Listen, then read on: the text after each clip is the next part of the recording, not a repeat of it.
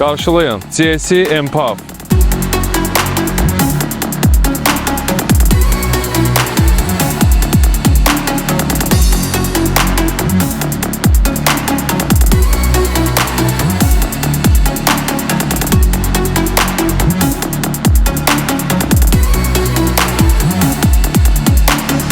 Bugün sizlərə GSE MPAV haqqında məlumat verəcəyik. GSE MPAV 1.5 turbo mühərrikli, DCT transmissiyalı bir sport üslublu bir sedandır. Bu avtomobil haqqında ilk öncə demək istədiyimiz odur ki, avtomobilin ön radiator barmaqlığına fikir versək, radiator barmaqlıqları tam idman üslubundadır. Hətta biz burada sportiv dizaynının S hərfini də burada görə bilərik. Eyni zamanda burada karbon işləmələrlə bəzədilib. Və avtomobilin ön görünüşündə ən çox diqqət çəkən hissə onun LED fənərlərlə təmin olunmasıdır.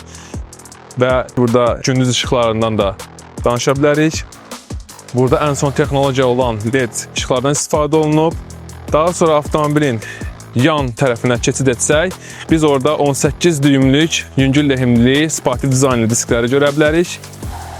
Avtomobilin arxa dizaynında isə ən çox diqqəti cəlb eləyən onun 4 ədəd səs boğucu sistemi ilə təmin olunmasıdır. Yəni bu səs boğucu sistemini biz içəridə idarə edə bilərik. İstəsək eko rejimdə, sadə formada və yaxud biz onun sportiv dizayn modunda da istifadə edə bilərik. Bu mod sport və sport plus modlarında aktivləşir. İndi isə gəlin biz onun mühərriki haqqında danışaq. Burada bizi 1.5 turbo mühərrik gözləyir. İlk sual bizdə yarana bilər ki, bunun üzərində görsənən bu Mega Wave Power nə deməkdir? O onu əlavə soyutma sistemi ilə təmin edir. Və bu soyutma sistemi turbolarda olan gecikmələri tamamilə aradan qaldırır. Eyni zamanda avtomobilin 0-dan 100-ə sürətlənməsini daha cəld eləyir və 0-dan 100-ə sürətlənməsi 7 saniyə, təxminən 7 saniyə bərabərdir. Təbii ki, o avtomobildə uzaqdan işə salma da var.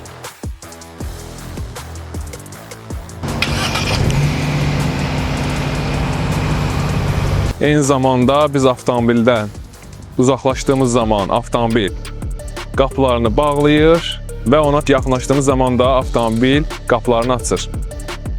Yəni söndürmək üçün də uzaqdan biz düymə ilə avtomobili söndürə bilərik. Yəni biz avtomobilə yaxınlaşdığımız zaman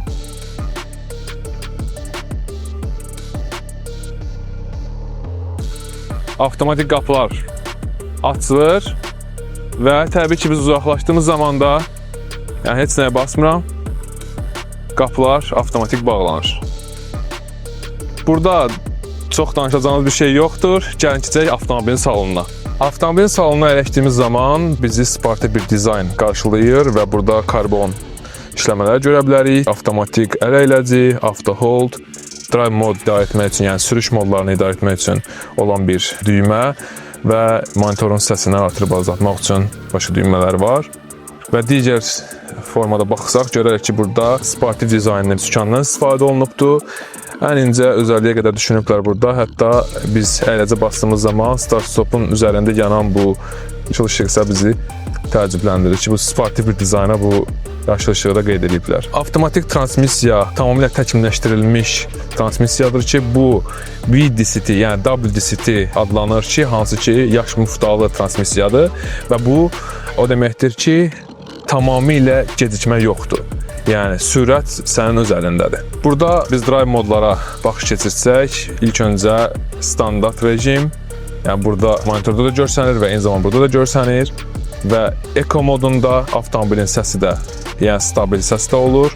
Daha sonra keçid edirik komfort modda. Burada təbii ki, ask sistemi və avtomobilin mühərrikinin və transmissiyasının idarə etməsi bir qədər fərqli olur. Eyni zamanda keçid edirik sport moda. Sport modda bir xüsusiyyət var ki, sükanın üzərində göstərilən bu düymə səs boğucu şəkli qeyd olunub burada və bu o deməkdir ki, yəni avtomobil səs boğucu sistemini aktivləşdirib və yaxud söndürmək olar. Yəni dörtlü səs boğucu keçid etmək olur və yaxud onu söndürmək olur. Burada təbii ki, bizim məsafə saxlama düyməmiz, yəni qarşıdakı avtomobillə məsafəni saxlayır, sürəti idarə etmə, yəni cruise control, zolaqda saxlama. Yəni bu artıq texnologiya ilə dolu bir avtomobil olduğunu zaten göstərir. Yəni şəhər içində də bu bizə rahatlıq göstərəcək. Və ən son moda keçid etsək, Sport Plus modu. Sport Plus modu isə avtomobilin belə deyə bilərik ki, döyünən ürəyidir. Yəni burada artıq avtomobildəki yağın təzyiqini, temperaturu və turbonun təzyiqini və havanın temperaturunu, yəni bir çox amilləri burada görə bilərik və təbii ki, Sport Plus modunda biz avtomobili Launch Control modunda idarə edə bilərik. Bəli, düz eşitdiniz. Bu avtomobildə Launch Control modu var. Launch Control'u idarə etmək üçün deməli, ilk öncə əyləcə basmalıyıq. Əyləcə basandan sonra D-yə verəcəyik, yəni sürüş moduna keçirdəcəyik. D-yə keçirdiyimiz zaman avtomatik olaraq S1 orada qeyd olunur. Yəni avtomatik pillələr qutusu artıq sanki Tiptronic deyə bilərik. Onun kimi idarə olunacaq. Bir yandan avtomobil özü idarə edir.